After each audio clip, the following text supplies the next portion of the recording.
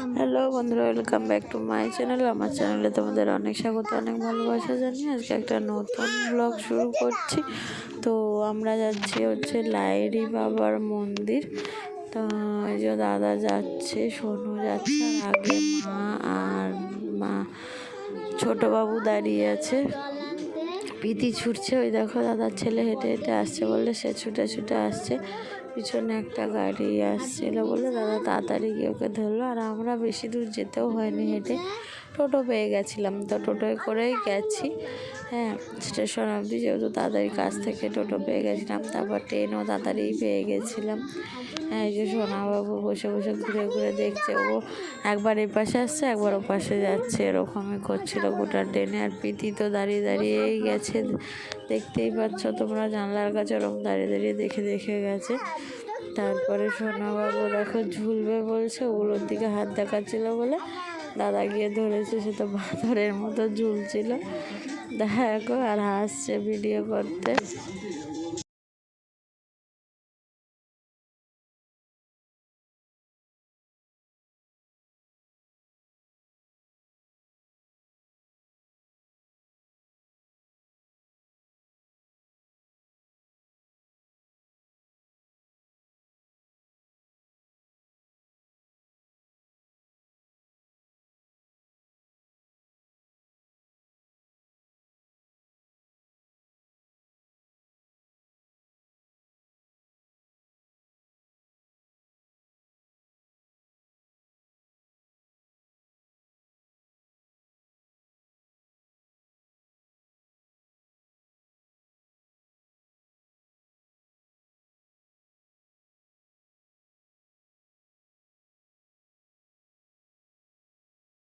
তারপরে আমরা নেমে গেছি, নেমে গিয়ে সোনুকে একটা বড় লেস কিনে দেওয়া হয়েছে, ওকে একটা কর্নেটো, বাবুকে একটা কেক। 3 ভাই বোনকে 30 টাকার করে খাবার কিনে দেওয়া হয়েছে। তো বৃষ্টি পড়ছিল, তার মধ্যেই দেখো চলে এসেছি আমরা এক গেটে, গেট দিয়ে যে ঢুকছি ভিতরে মন্দির। হ্যালো করে দাও সবাই, হ্যালো। আমার বাপের বাড়ি এখানেও একটা আছে, সেটা হচ্ছে নারায়ণ মন্দির, ঠিক আছে। আর এটা হচ্ছে লাহিড়ী বাবার মন্দির। তো মন্দিরটা প্রচুর বড়, তোমরা দেখে বুঝতেই পারছো, ভিতর দিকে গেলেও বুঝতেই পারবে। আর বৃষ্টি হচ্ছিলো বলে আমরা তো ছাতা নিয়ে যাইনি, আমাদের ছাতা ওখান দিয়ে ভাড়া নিতে হয়েছে 10 টাকা করে। আর মা চুড়িদার পরে গেছিলো, ওড়না নেয়নি বলে মাকে একটা ওড়না দিতে হয়েছে। তো আমরা যে কজন ছিলাম সবাই একটা করে ছাতা নিয়েছিলাম, খালি ছেলে যায়নি, ছেলেকে বসিয়ে দিয়ে আমরা গেছিলাম ভিতর থেকে। ছেলে বলছিল আমি বুট খুলবো না, বুট খুলে যাবো না, বুট খুলে নিয়ে আমরা গেছিলাম, ওকে ছাতা দিয়ে ওই ভিতরেই বসেছিলাম লোকটির কাছে। তো দেখো আমরা যাচ্ছিলাম, প্রচুর পরিমাণে বৃষ্টি হচ্ছিল, প্রচুর জল হয়েছে, দেখতে পাচ্ছি প্রচুর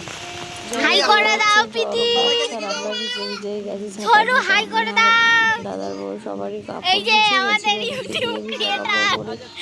ঘুরেছি, ঘুরে এসেছে, ভালোই লাগলো। মন্দিরটা খুবই সুন্দর, মন শান্তি হয়ে যাবে, এত সুন্দর জায়গা। আর এত বড় বড় বাগান দেখে তোমরাও দেখো, ভিডিওটা দেখলে তোমরা বুঝতে পারবে যে কত সুন্দর।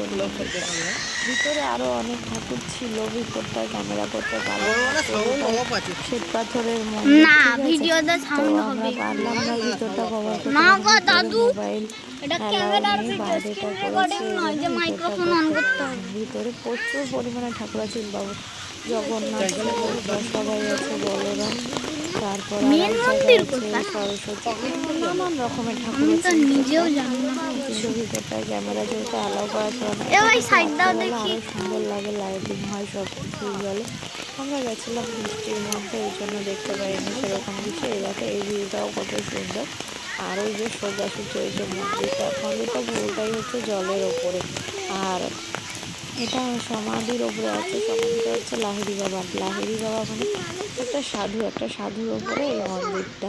তো সেই সব দৃশ্য সব কিছু দিয়ে লেখা ছিল, আমরা ভিতর দিয়ে পড়ে এসেছিলাম, কিন্তু দুর্ভাগ্যবশত তোমাদেরকে দেখাতে পারলাম না, কেন ভিতরে যেহেতু মোবাইল অ্যালাউ ছিল না। আমরা যতটা পেরেছি বাইরে দিয়ে কভার করে দেখানোর চেষ্টা করেছি। তো তোমরা দেখো, আশা করি ভালো লাগবে।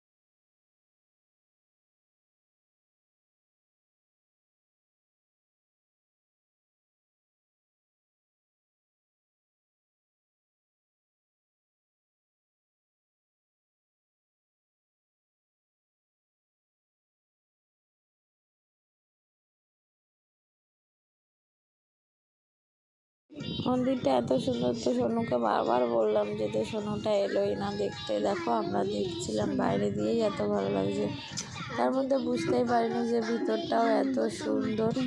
দেখো বাইরেটাই কত সুন্দর লাগছে। দেখো আমি আর দাদার ছেলে ছাতা নিয়েছি, আর বড় ছাতাটা নিয়েছে আমার দাদা আর আমার মেয়ে। তো দেখো মন্দিরটা বাইরে থেকে কত সুন্দর লাগছে, আর লাইটিং সিস্টেমও আছে, আর মোবাইল এখান অব্দি অ্যালাউ আছে, ভিতরে অ্যালাউ নেই।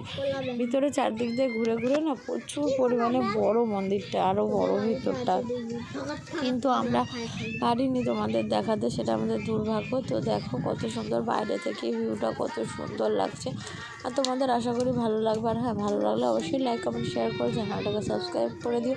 তো এই দেখো আমরা এরকমভাবে দাঁড়িয়ে আছি বৃষ্টির মধ্যে, বৃষ্টির মুখ পড়েছে ঠিক কথা, কিন্তু মন্দিরটা পুরোটাই আমরা ঘুরেছি, ঘুরে দেখেছি।